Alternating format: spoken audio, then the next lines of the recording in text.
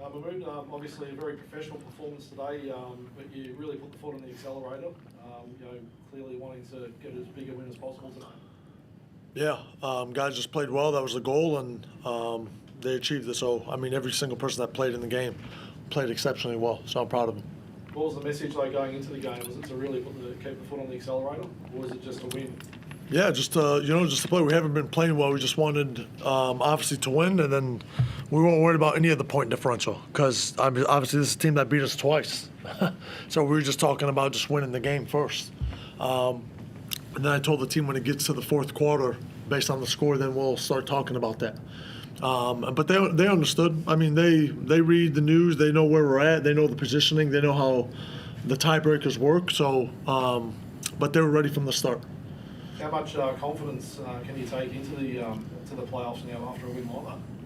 A lot. Obviously, we got the most championship experience than anybody in the league in the locker room, so I think that will help us as well. So you really needed that win then to, I suppose, build that momentum after a couple of losses? Yeah, well, obviously, if we didn't win that game, we wouldn't be in, so we needed the win for multiple reasons. But yeah.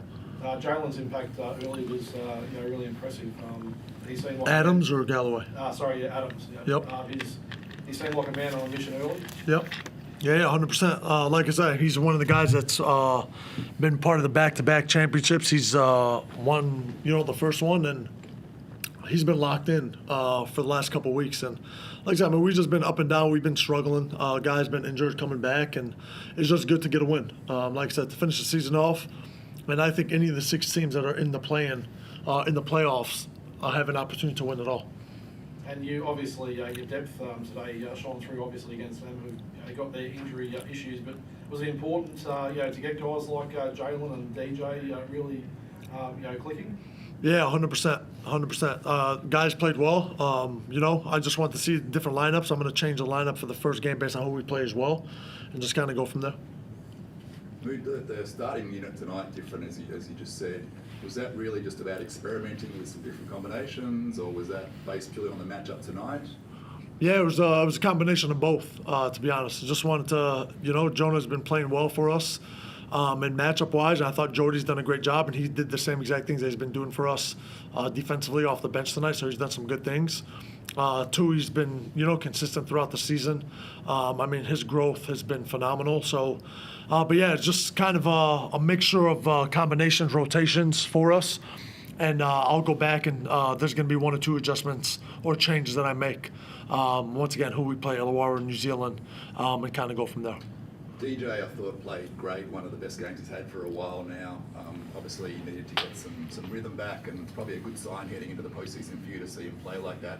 How do you like him as a option off the bench, longer term? Good. That's one thing I got to decide. If he's coming off the bench or if he's going to start for us. So we'll see. I've had multiple different starting lineups. I've changed them due to injuries and different various reasons. But obviously he's talented. That's why CP and ownership signed him from last year, the season they had with Cairns. And once again, hopefully he continues to build. But we play like this, we're going to be a tough out. Angus Glover didn't play tonight. Was there any reason behind that? Yeah, no, it was just part of the rotations.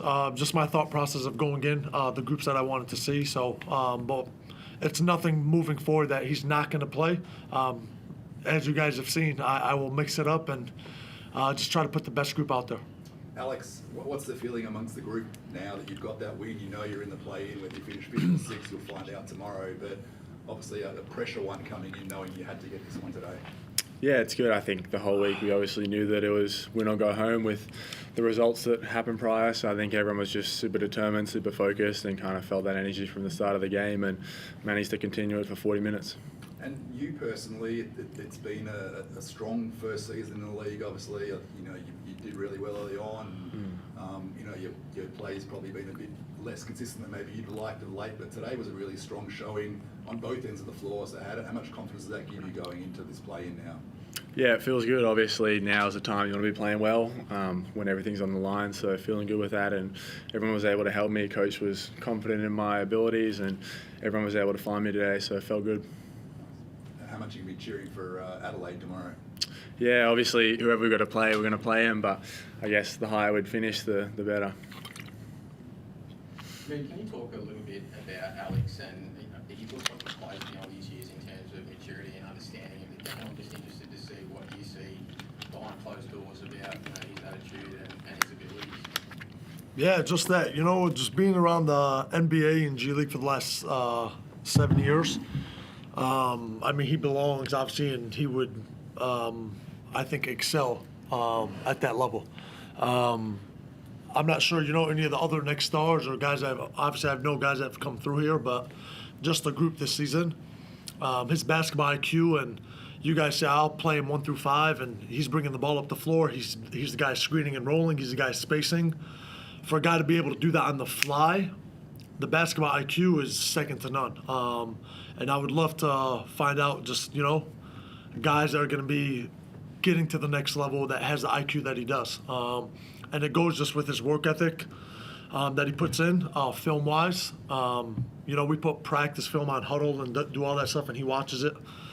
He watches every single game, and he's just a student of the game. So I promise it's nothing from me. It's just he's gotten the opportunity because he deserves it, and he's earned every single thing that he's gotten. So kudos to him. His parents they've raised a phenomenal person. He's fun to coach. So I'm just glad that he's on the team. What about for yourself? You've had a bit of a tough initiation in your first year with how the guys are going. How have you dealt with that? And I guess your expectations and having the win today, and now you're in the playing. Do you have a personal feeling of okay, I'm going to show you guys what I can do and what we can do now? Yeah, for sure, no, 100%. Truly, I like to put things into perspective. Basketball is obviously as important as can be in my life, but there are other things that are as important as well. And I put forth my best effort to try to be the best coach that I can and try to make sure that these guys are successful. But wins and losses, I try not to let that affect who I am any day of the week. I'm going to put the time forth to try to be successful as possible. But like I said, I think we're as talented as can be. Now obviously we have to win a couple games more to get where we want to get, but it's all part of the process. So it's been fun. It's truly been fun. I'm glad we're part of the final 6. We'll see. We'll see what happens from here. Alex, can you just talk a little bit about, I guess, your first year as a pro? We've sort of watched you go through the junior system and play playing for the Boomers in your junior national stuff. How have you found playing in Sydney for your first year? What's surprised you and what have you found interesting? Yeah, it's obviously been a lot of fun. The group was super welcoming from the start, and when I was training with them a little bit before I actually joined the team, it was just as welcoming, and they just wanted the best for me. If I decided to go to the Kings or go to a different team in the NBL or go to college, they just wanted what's best for me. So that was definitely a good thing to see from the start. And then just being around the guys, everyone just wants to help the team win. There's no egos. Everyone's just trying to do what they can to help the team win, and that's something that I really take on board. And seeing that in the Boomers, but seeing that carry over to the NBL and see how much that just is the goal from everyone, I think that's something that's super cool to see. I know how level-headed you are, but you have had your ups and downs, as Tom mentioned. How have you dealt with them and kept yourself level and gone, okay, it's going to change for me, and it changed really, really well tonight for you? Yeah, obviously kind of started the season well, had a bit of a drop-off, and I feel like that's a part of it. Everyone's going to go through their ups and downs, but it's about how you respond, so I think that's something that just keep being consistent, keep trusting the work, and just having everyone's support in the organisation just made me realise that I can do this, and eventually it was going to come, and it came tonight, which felt very good. And I'm sure you're not going to let the cat out of the bag, mate, but I guess there's some discussions to be had pretty soon about what the next step is for you. Are you excited about that, and can you just give us a bit of an insight into your thought process? Yeah, it's obviously exciting. Everyone's trying to look into the future but stay in the present at the same time. So I think just take a day at a time and see what happens at the end of the season, what people are saying, what the feedback is. So just look to then, but at the moment just stay in the present. And just so you guys all know, so just for him, for a young man like him, so don't determine success just on the offensive end of the floor. You know what I mean? He's as young as can be in the way that he handles things. So, and that's one thing that I've been telling him.